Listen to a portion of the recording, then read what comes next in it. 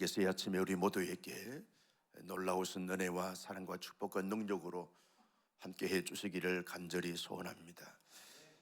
복설이 내리는데 하나님께서 우리의 신변의 안전을 주시고 또 교통편에 하나님께서 안전함을 허락해 주시기를 간절히 소원합니다. 여러분, 예수 믿는 사람이나 믿지 않는 사람이나 사람다운 삶을 사는 것이 얼마나 중요한지 모릅니다. 사람이 사람으로서 살아가야 될 삶에 도리가 있고 정도가 있는데 그런 도리와 정도를 따라서 살아가는 것이 사람다운 삶이다, 그렇게 말을 할 수 있습니다. 사람다운 삶이 뭐냐라고 말할 때 자기에게 주어진 그 삶에 있어서 성실함과 최선을 다하여 살아가는 삶이다, 그렇게 말을 할 수 있습니다.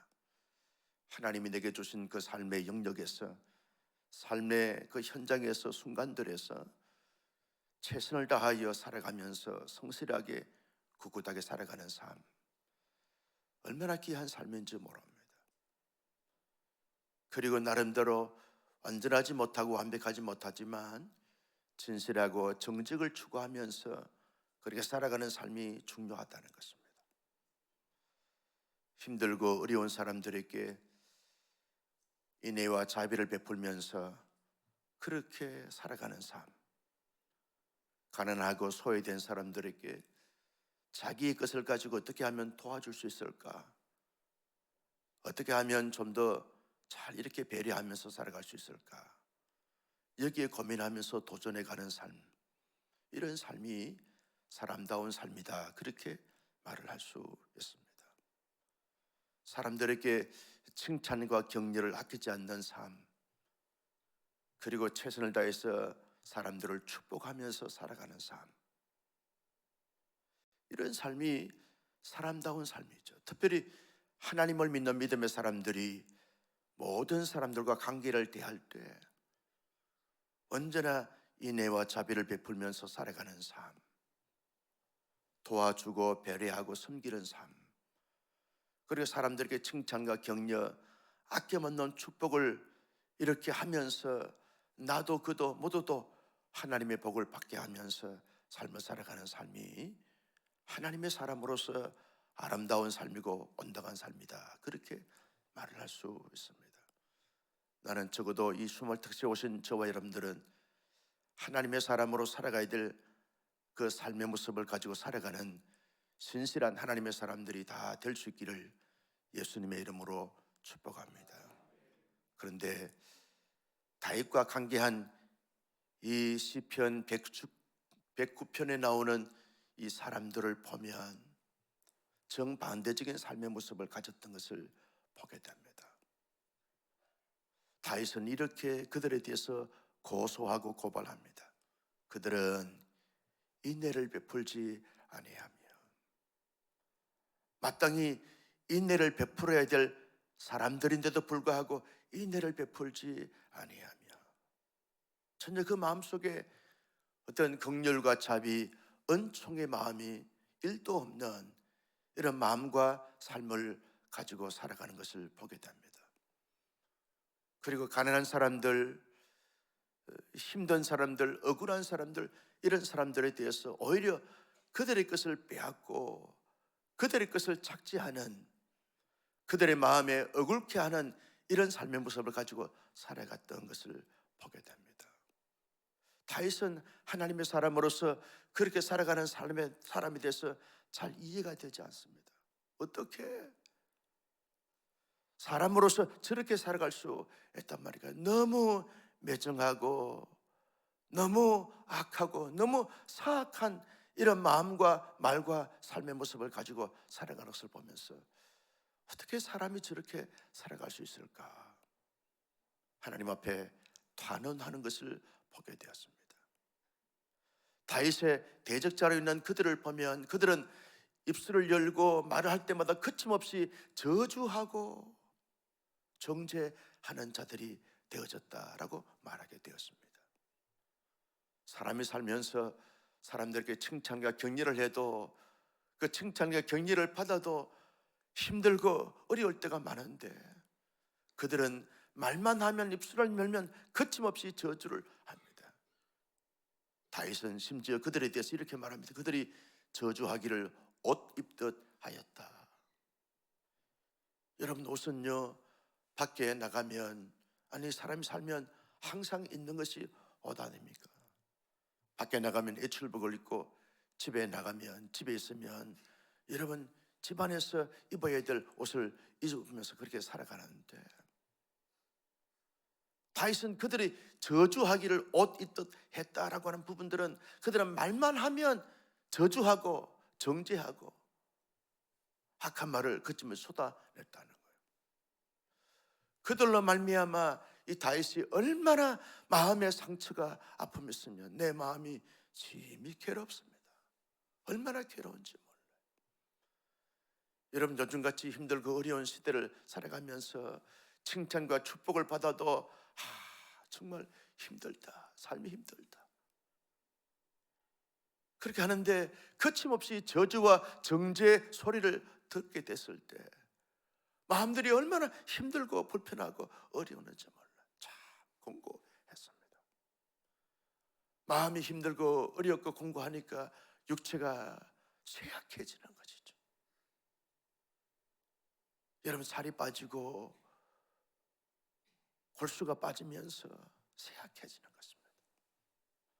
몸과 마음과 육체가 피폐해지면서 너무너무 고통스러운 그런 순간들을 가지게 됐다는 거죠.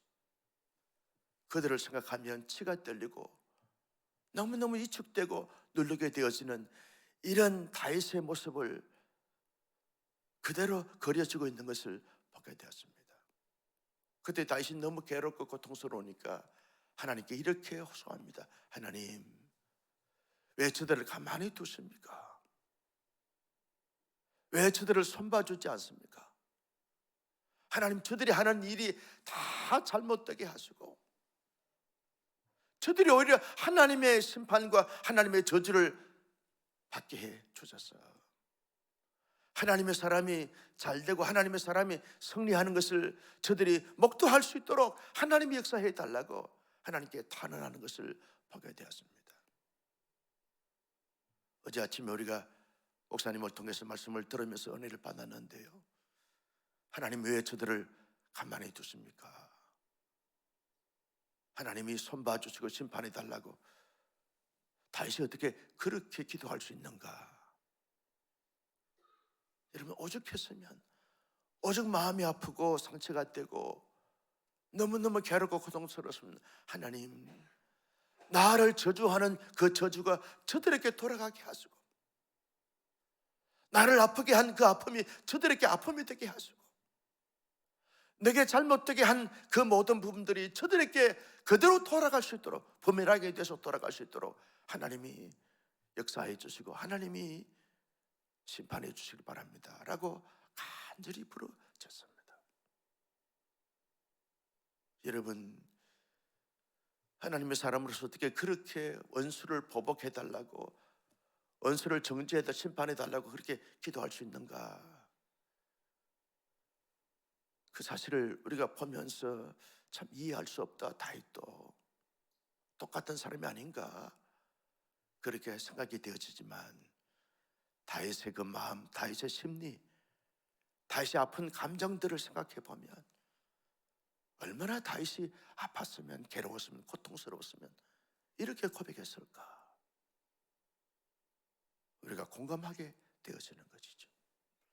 그러면서 다윗이 한참을 하나님 앞에 기도하면서 깊은 기도의 경지에 들어가면서 다윗이 이렇게 기도가 바뀝니다. 하나님, 나를 도와주십시오. 하나님, 나를 도와주십시오. 수많은 원수들이 나를 둘러진치고 나를 정죄하고 나를 저주한다 할지라도 내가 너무 마음이 상하고 감정이 상해서 저들에게 하나님께서 심판해 주시고 정죄해 주시고 저주해 달라고 그렇게 탄원했지만, 그렇다고 해서 저들이 내게 도움이 되거나 내 마음에 도움이 되지 않습니다. 내게 진정한 도움이 되실 분은 만군의 주 여호와 하나님밖에 없으니 하나님이여 나를 좀 도와주십시오. 하나님이 도와주십시오. 목 놓아 하나님께 읊어줬습니다. 세상에 살고 있는 사람들은 아무도 자기에게 도움이 되지 못한다는 사실을 다윗이 삶의 경험을 통해서 절실하게 깨닫고 경험을 했습니다. 오직 자기의 유일한 도움이 되어 주시고 유일한 해결책은 하나님밖에 없다는 사실을 알고 경험에서 나오는 다윗의 부르짖음을 여러분 이해하시겠습니까? 하나님이여 나를 도와주십시오. 이 한마디 속에 모든 것이 다 들어가 있는 거죠. 하나님 나를 도와주십시오. 이 말 속에 담겨있는 그 깊은 의미들이, 단어들이 무엇이겠습니까? 하나님 나를 좀 살려주십시오. 내가 죽을 책임입니다. 살려주십시오. 살려주십시오. 원수들로 말미암아, 대적들로 말미암아 내 이 비참한 처지와 환경과 여건에 하나님이 나를 좀 구원해 주시길 바랍니다.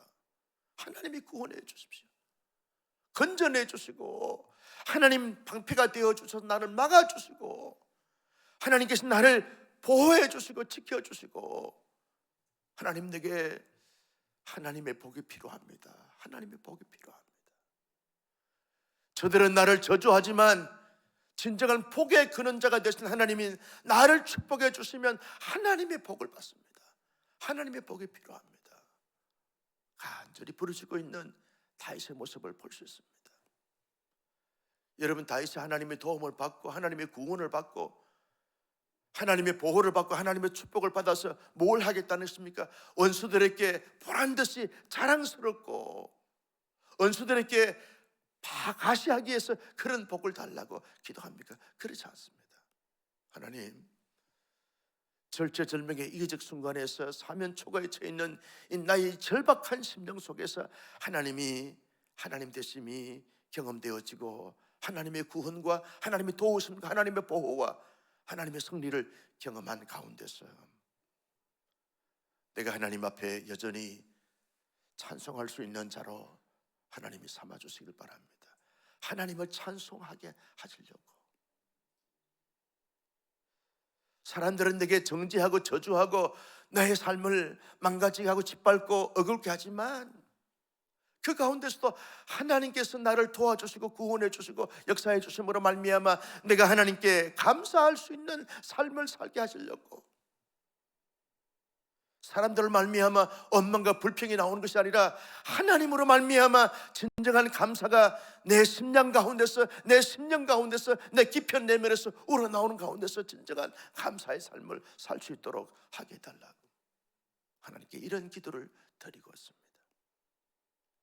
결국 하나님이 나를 지켜주시고 보호하시고 축복해 주심으로 말미암아 하나님으로 인하여 내가 참된 즐거움을 가지고 원수들을 부끄럽게 하고 원수들을 올바른 길로 인도할 수 있도록 자신을 사용해 달라고 하나님 앞에 부르짖고 있는 다윗의 모습을 볼 수 있습니다. 성도 여러분, 우리가 나가는 인생을 살면서 하나님이 살게 하신 이 세상에 살면서 항상 여러분 편안하고 늘 응원자들이 많고 지지자들이 많고 따르는 사람들이 많고 존경하는 사람들이 많고 도와줄 동력자들이 많고 함께 아파하고 함께 울고 함께 웃을 수 있는 이런 지체들만 있으면 얼마나 좋겠어요. 그런데 살다 보면 때때로는 내 마음에 상처가 되고 아픔이 되고 눌리게 되어지고 너무너무 힘들게 되어지는 이런 인간적 관계를 가질 수가 있다는 것입니다. 가정 안에서, 공동체 안에서, 사회 안에서 살다 보면 나도 그도 부족한 인간들이라 여러분 상처가 되고 아픔이 되고 억울케 하고 심지어는 어떤 아주 이렇게 몰상식한 사람이나 그리고 아주 악한 자들을 만나게 되면 그들로 말미암아 내가 정죄를 당하기도 하고 저주를 받기도 하는 이런 때도 없잖아. 있을 수 있다는 거죠. 그럴 때 하나님의 사람들이 어떻게 반응하면서 대처하면서 살아가야 되는가? 다윗은 시편 109편에서 그럴 때 이렇게 살라 라고 도전하고 있는 것을 보게 되었습니다. 여러분, 우리도 타락한 본성을 가지고 인간의 성정을 가졌기 때문에 충분히 다윗이 연약했을 때, 부족했을 때 토로했듯이 토로할 수 있습니다. 하나님, 나의 원수를 저주해 주십시오. 나의 원수를 손봐 주십시오. 나를 억울케 하는 사람들이 더 억울하게 해 주시길 바랍니다 라고 그렇게 고백할 수 있어요. 왜? 인간의 감정을 갖고 있기 때문에 그렇다는 거죠.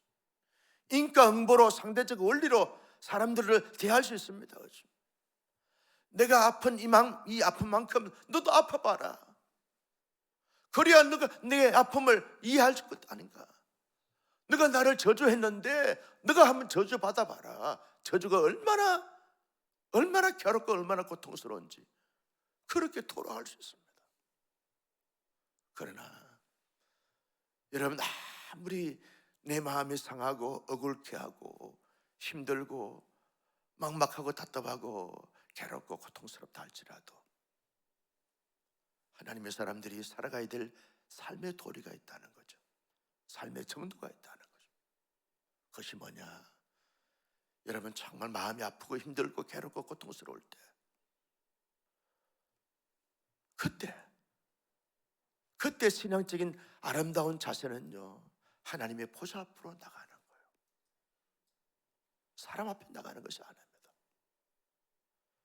나를 억울케 하는 그 사람을 보는 것이 아닙니다. 그 사람을 생각하는 것이 아닙니다. 그 모든 것을 가슴에 안고 하나님의 보좌 앞에 나가는 거죠.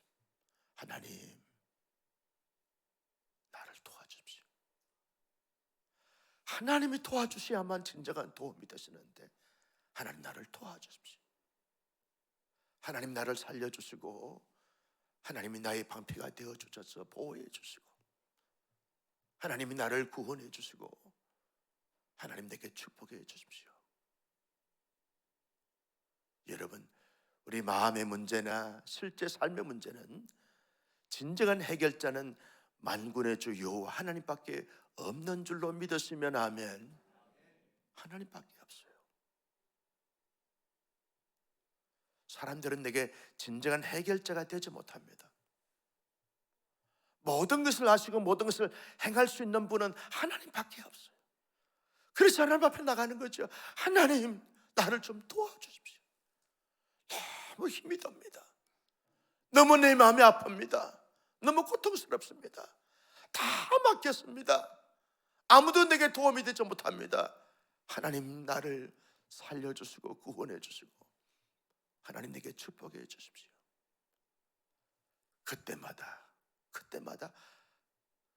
그 순간마다 그 시점마다 그 사건마다 하나님 앞에 나가서 하나님, 나를 도와주십시오. 끊임없이 하나님 앞에 도움을 구하면서 하나님의 도움을 받아 주어진 모든 삶을 넉넉히 감당해가는 하나님의 사람들이 다 될 수 있기를 예수님의 이름으로 축복합니다. 힘든 일이 생기거나 막힌 일들이 내게 주어지게 될 때, 하나님께서 하나님을 찾으라고, 하나님께 도움을 구하라고 하나님이 그 일을, 그 사건을 내게 허락해 주셨구나. 그런 마음을 가지면서 그때마다, 아니 매 일상의 삶에서 하나님의 보좌 앞에 나가서 하나님께 도움을 구하여 도움을 실제적으로, 구체적으로, 사실적으로 경험하는 온 교우들이 되시기를 예수님의 이름으로 축복합니다. 하나님의 사람들이 주어진 삶의 현실 속에서, 현장 속에서 어떻게 살아가야 할 것인가? 할 수 있으면 사람과 관계를 가질 때마다 그 사람을 칭찬하고 격려하고 축복하는 삶을 살아가자는 거죠. 여러분, 내 마음에 드는 사람이 세상 천지에 어디에 있겠습니까?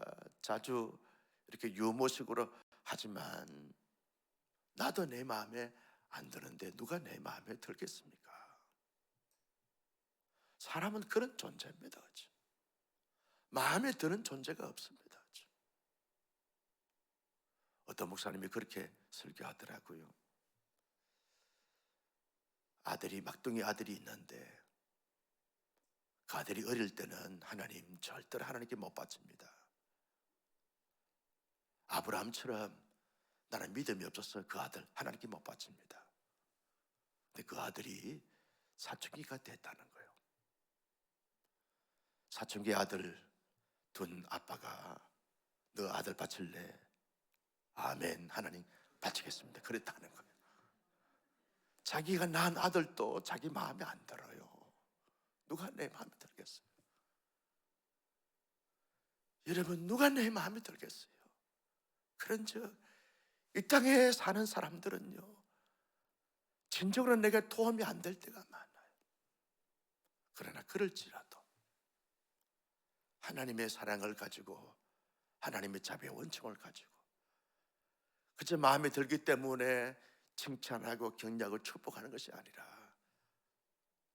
가자 인간의 한계를, 인간의 부족을 인정하면서 가자 칭찬하고 격려하고 축복하다 보면 거기에 여러분 녹아지는 거죠. 사랑으로 녹이는 거죠. 칭찬과 축복으로 녹이는 거죠. 내 상대적 원리로 말미암아 안갚음을 통해서 공격하고 도전하고 정죄하고 저주함으로 말미암아 그 사람을 바꾸거나 녹이는 것이 아니라 하나님의 사랑으로 우리를 녹여주신 것처럼 사랑으로 녹이는 거죠.